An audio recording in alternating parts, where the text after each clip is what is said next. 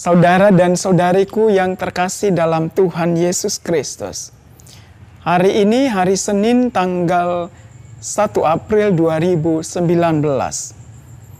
Kisah Injil yang sangat bagus dengan ritme cerita yang baik pula. Walaupun bagi sebagian orang yang mengejar pengetahuan dengan cara berpikir logis sistematis, tentu saja bisa berpendapat lain tentang bagian-bagian dari penceritaan Injil ini yang kurang masuk akal. Salah satu contohnya adalah bahwa orang buta ini bercerita tentang kisah sebelum ia disembuhkan, di mana Yesus meludahi tanah, mengaduk-aduk tanah itu dengan ludahnya dan mengolesi pada matanya. Atau kisah selanjutnya di mana Yesus menyuruh dia pergi membasuh wajahnya pada air kolam Siloam. Saudara dan saudariku yang terkasih, dari kisah ini kita mengetahui bahwa ternyata Yohanes melesapkan juga banyak pribadi lain yang mendukung penceritaan Injil ini, atau juga pribadi-pribadi lain yang terlibat dalam kisah penyembuhan dari orang yang lahir buta ini. Saudara dan saudariku yang terkasih, hal yang bisa diringkas dari kisah Injil ini adalah orang yang buta sejak ia dilahirkan, disembuhkan oleh Yesus, dia bersyukur, kemudian dia bersaksi kepada orang-orang lain, terutama para pemuka agama yang bertanya dan mempersoalkan kisah penyembuhannya yang terjadi pada hari Sabat.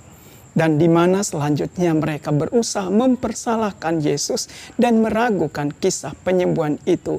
Dan terutama dianggap sebagai kisah penyembuhan yang datang bukan dari Allah tetapi dari karya roh jahat.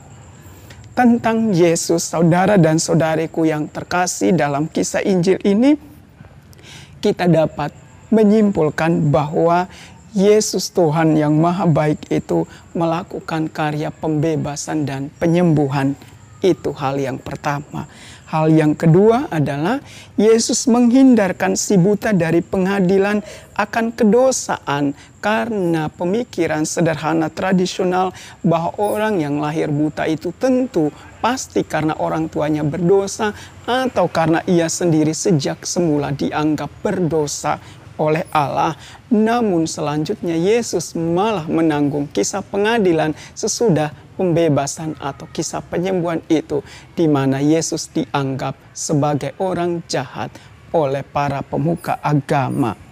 Saudara dan saudariku yang terkasih, lihatlah betapa cinta kasih itu mengatasi segalanya. Perbuatan baik tidak memperhitungkan keuntungan atau kerugian bagi diri sendiri.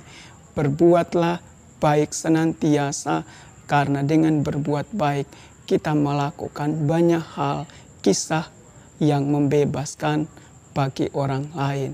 Dan tentu Tuhan akan memberkati. Amin.